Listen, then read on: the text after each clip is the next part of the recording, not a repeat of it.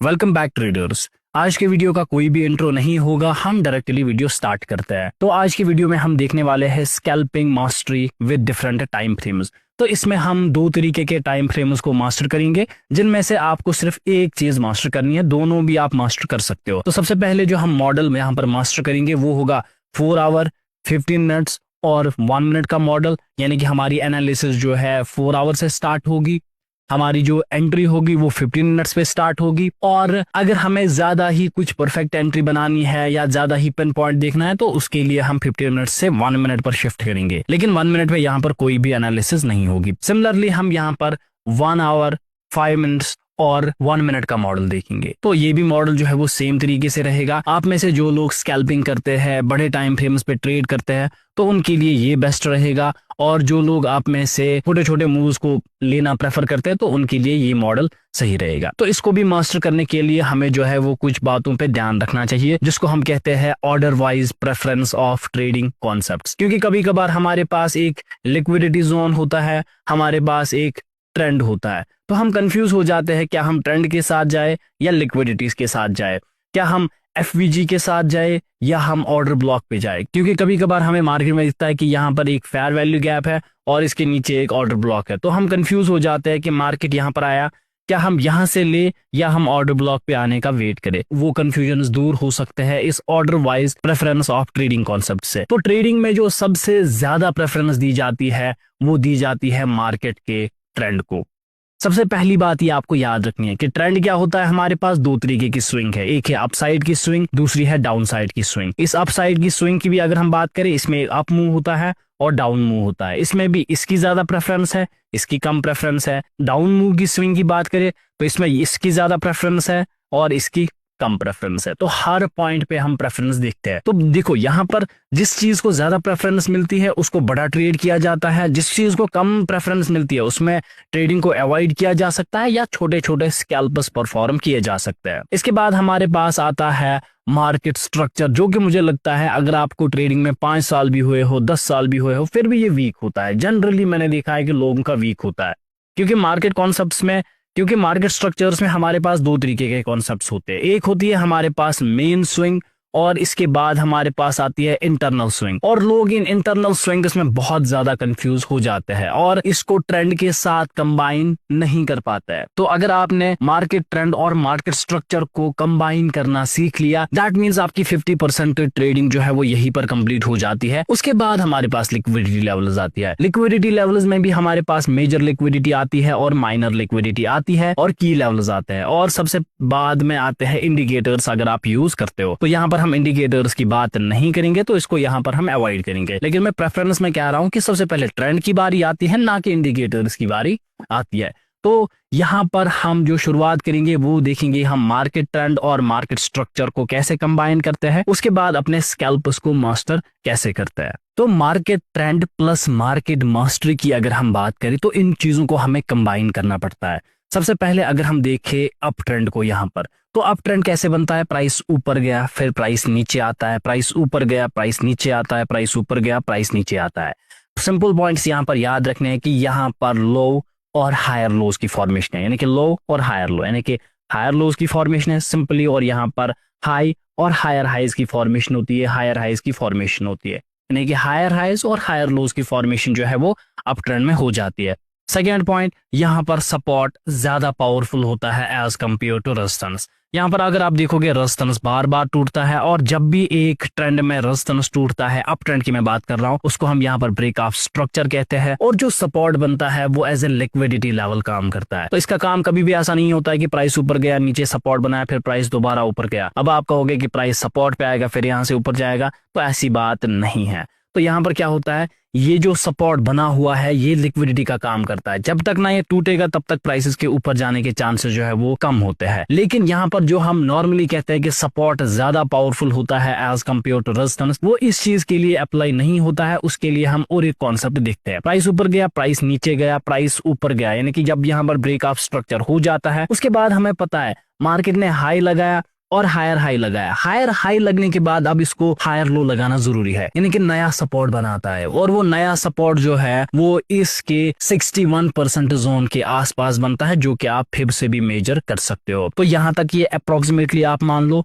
फिर यहाँ से इसके जाने के चांसेस जो है वो हाई होते हैं, यानी कि ये प्रीवियस सपोर्ट पे आना प्रेफर नहीं करता है जो मार्केट में ऑलरेडी बना होता है, क्योंकि वो सपोर्ट नहीं होता, वो एक लिक्विडिटी लेवल होती है, और लिक्विडिटी लेवल को ट्रेड करने के लिए तरीके जो है वो डिफरेंट होता है, इसको डायरेक्टली पकड़ा जाता है। लेकिन अगर वो इस लाइन को ब्रेक करेगा फिर हम लिक्विडिटी लेवल के लिए जाते हैं। अब तो ये तो रही इस मार्केट ट्रेंड की बात कि यहाँ पर हायर हाइज और हायर लोज की फॉर्मेशन होती है, ब्रेक ऑफ स्ट्रक्चर रेजिस्टेंस का होता है, और जो सपोर्ट बनता है जिसको हम फॉर्मेशन सपोर्ट कहते हैं वो लिक्विडिटी लेवल की तरह काम करता है, और जो नया सपोर्ट बनता है वो फिबोनाची के 61% जोन तक या उस 78 और 61% के 50% जोन तक बनने के चांसेस होते हैं। अगर मैं यहाँ पर फिब लगाऊं तो यहाँ पर ये जो आप देख सकते हैं 61% और 78% जोन, इसके बीच में तक बनने के चांसेस होते हैं। और इसके बाद हमारे पास आता है अब मार्केट स्ट्रक्चर।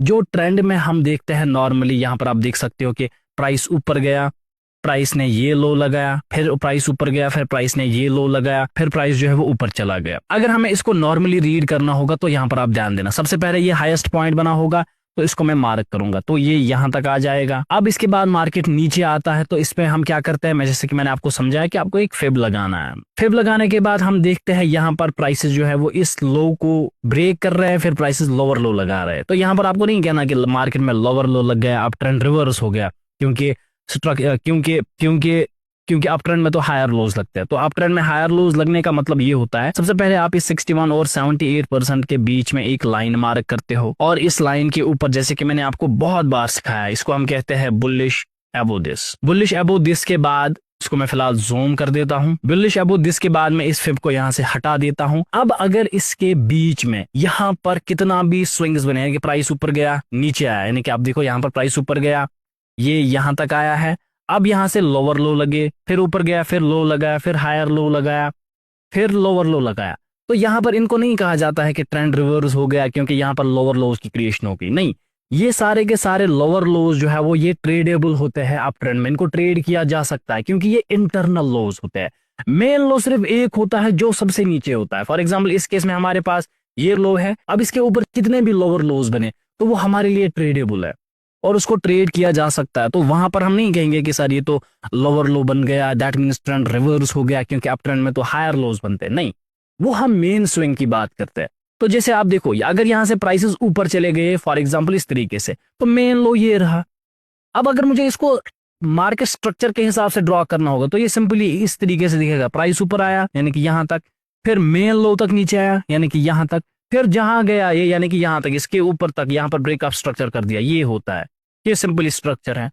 लेकिन ये जो आप देख सकते हो ये इंटरनल लोज है, और इंटरनल लोज में अगर आपको लोअर लोज भी दिखेंगे वो वैलिड है। फॉर एग्जांपल मार्केट ने यहां पर लो लगाया और लास्ट लाइन मेरे पास ये है जहां तक कि बुलिश है। फॉर एग्जांपल इसके बाद प्राइस ऊपर जाता फिर लोअर लो लगाता तो वो भी ट्रेडेबल है। हम यहां पर नहीं कहेंगे अरे सर ये तो ट्रेंड ब्रेक हो गया क्योंकि लोअर लोज लग रहे हैं। नहीं, एक रेंज होती है जिसके बाद लोअर लो बन सकता है और वो रेंज ये है।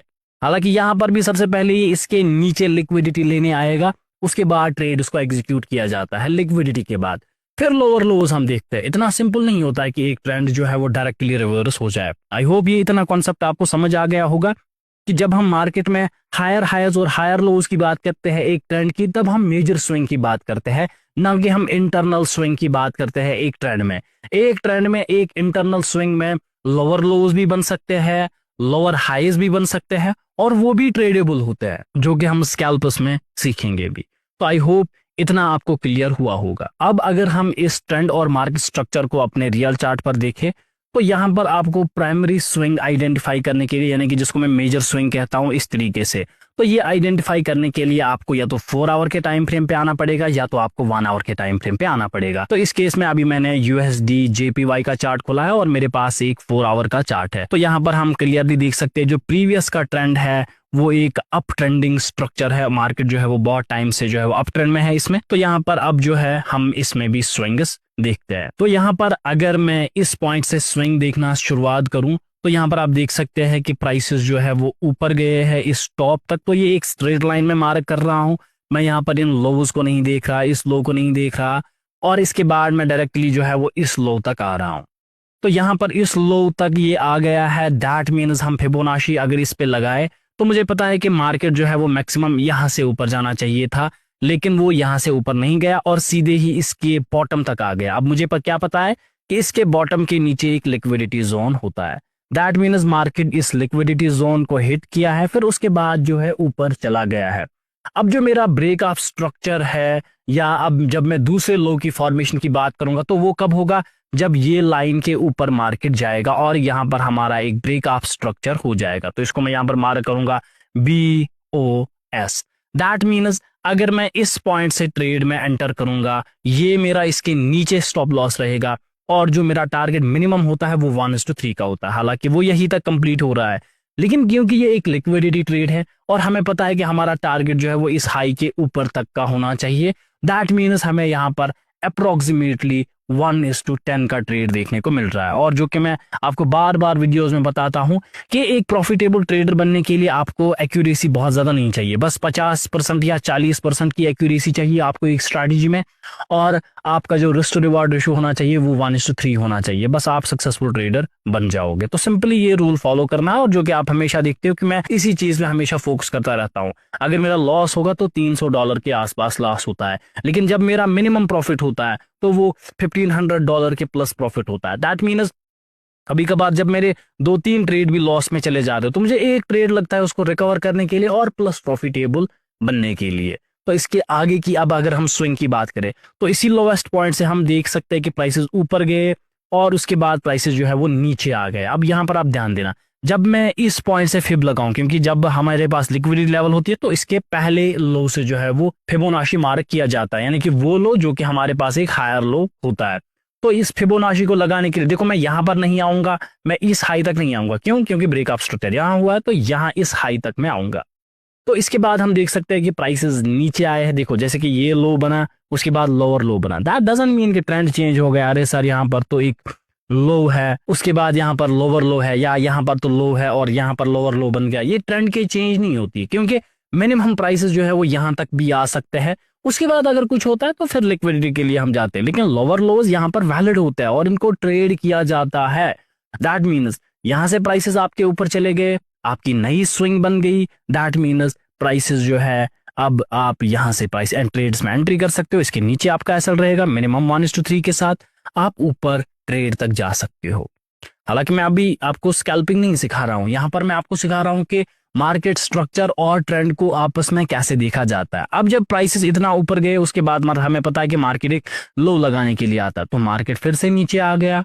अब यहाँ से अब नई स्विंग की फॉर्मेशन हो सकती है, लेकिन यहाँ पर अगर हम देखें तो जैसे कि फिब यहाँ से लगेगा और हम देख पा रहे हैं कि मार्केट 78% जोन तक आया है। दैट